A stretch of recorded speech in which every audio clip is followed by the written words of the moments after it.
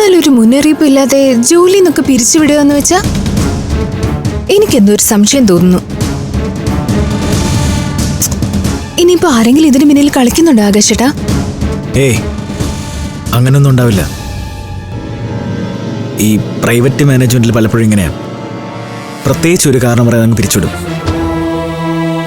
ആ ജോലിക്ക് ആളാവശ്യമില്ലാത്തതുണ്ടാവാം, അല്ലെങ്കിൽ അവർക്ക് കൂടുതൽ താല്പര്യമുള്ള ആരെങ്കിലും കിട്ടിക്കാണും. എന്തായാലും നന്നായി. ഇങ്ങനെ മാസശമ്പളത്തിന് ജോലി ചെയ്യുന്നതിനെക്കാട്ടി നല്ലത് സ്വന്തമായിട്ടൊരു ബിസിനസ് തുടങ്ങുന്നത്. ആ ജിമ്മിന്റെ പ്രപ്പോസല് ബാങ്ക് മാനേജർക്ക് ഇഷ്ടപ്പെട്ടെന്നാ തോന്നുന്നത്. നാളെ എന്നോട് ചെല്ലാൻ പറഞ്ഞിട്ടുണ്ട്. ആഹാ, രണ്ടുപേരുടെ എന്താ പരിപാടി?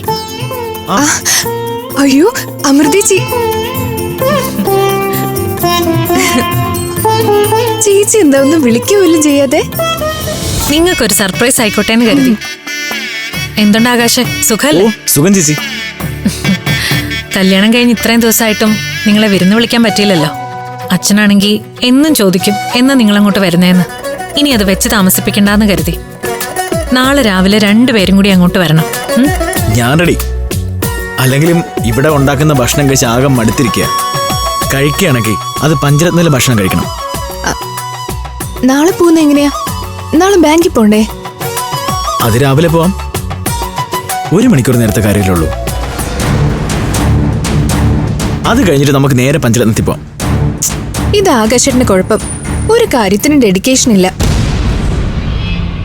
ബാങ്കിലെ കാര്യം വൈകിയാലോ? ഇനി അതുമായിട്ട് ബന്ധപ്പെട്ട് മറ്റെന്തെങ്കിലും തിരക്ക് വന്നാലോ?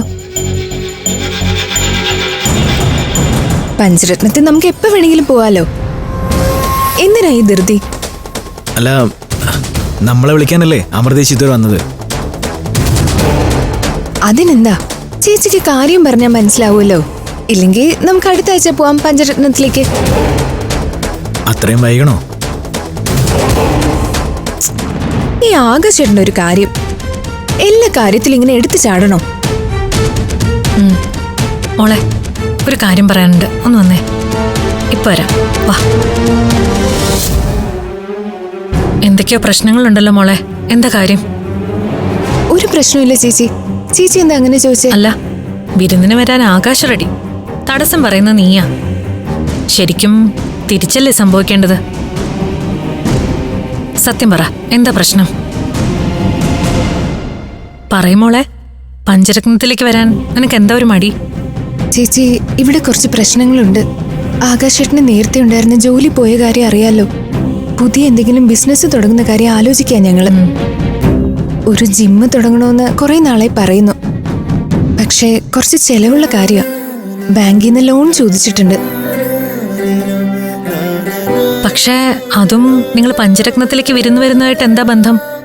പുതിയ ബിസിനസ്സിന് ഇവിടെ നിന്ന് ആരും സഹായിച്ചിട്ടില്ല. അച്ഛന്റെ കയ്യിൽ ഒരുപാട് പൈസയും ഇല്ല. അമ്മയുടെയും സുമേഷേട്ടന്റെയും ദിവ്യേച്ചിയുടെയും കയ്യിൽ ഉണ്ടെങ്കിലും 10 പൈസ തരില്ല. അപ്പൊ പിന്നെ ആകാശേട്ടന്റെ കയ്യിലുള്ള കാശ് കൊണ്ട് കാര്യം നടത്തണം. ഞങ്ങളിപ്പോ വിരുന്ന് വന്ന കുറെ പൈസ ചെലവാവില്ലേ? എല്ലാവർക്കും ഡ്രസ്സൊക്കെ എടുക്കണ്ടേ? സത്യം പറഞ്ഞാ ഇപ്പൊ അതിനുള്ള പൈസ ഇല്ല. നീ ചേച്ചിയോടാണോ ഇങ്ങനെയൊക്കെ പറയുന്നേ? ഇത്രയും കാലം ഒരു കുറവും വരുത്താതെ നിന്നെ ഞാൻ വളർത്തിയിട്ട് ഇപ്പൊ ഇങ്ങനെ പ്രയാസം പറയാൻ എനിക്ക് എങ്ങനെ തോന്നി മോളെ? കല്യാണം കഴിഞ്ഞ് പോന്നെന്ന് കരുതി നീ പഞ്ചരത്നത്തിലെ കുട്ടിയല്ലാതാവോ? അതല്ല ചേച്ചി, ഞാനിപ്പോ നിങ്ങൾക്ക് ഡ്രസ്സ് വാങ്ങാതെ വന്നാലും അവിടെ ആരും ഒരു പരാതിയും പറയില്ല എന്ന് എനിക്കറിയാം. പക്ഷേ അതൊരു നാട്ടുനടപ്പല്ലേ. കുറച്ച് ദിവസം കൂടി കഴിഞ്ഞാൽ എല്ലാം ശരിയാവും. അപ്പൊ ഞങ്ങൾ വരാം. അതെ, നാട്ടുനടപ്പൊന്നും തെറ്റിക്കണ്ട. വാങ്ങാനുള്ളതൊക്കെ വാങ്ങി വന്നാ മതി. അതിനുള്ള പൈസ ഞാൻ നിന്റെ അക്കൗണ്ടിലേക്ക് ഇട്ടിട്ടുണ്ട്. ഇനി മോക്ക് അങ്ങോട്ട് വരാൻ തടസ്സമൊന്നുമില്ലല്ലോ. ചേച്ചി, കല്യാണം കഴിഞ്ഞതോടെ പഞ്ചരത്നത്തിലെ നിന്റെ അവകാശം മുഴുവൻ തീർന്നു എന്നാണോ നീ കരുതിയത്? പഴയ പോലെ 5-1 ഇപ്പോഴും നിന്റെയാ.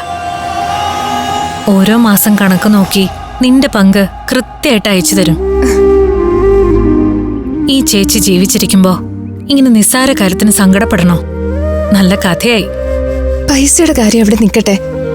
ചേച്ചി കാണിക്കുന്ന ഈ സ്നേഹത്തിന് പകരം ഞാൻ എന്താ തരിക? സ്നേഹത്തിന് പകരം സ്നേഹം, കരുതലിന് പകരം കരുതൽ. അങ്ങനെയല്ലേ വേണ്ടത്. ചെല്ല്, ചേച്ചിക്ക് നല്ലൊരു ചായ എടുത്തോണ്ട് വാ. ചായ ഉണ്ടാക്കാനൊക്കെ എന്റെ മോള് പഠിച്ചോന്ന് ചേച്ചി ഒന്ന് നോക്കട്ടെ. ചെല്ല്.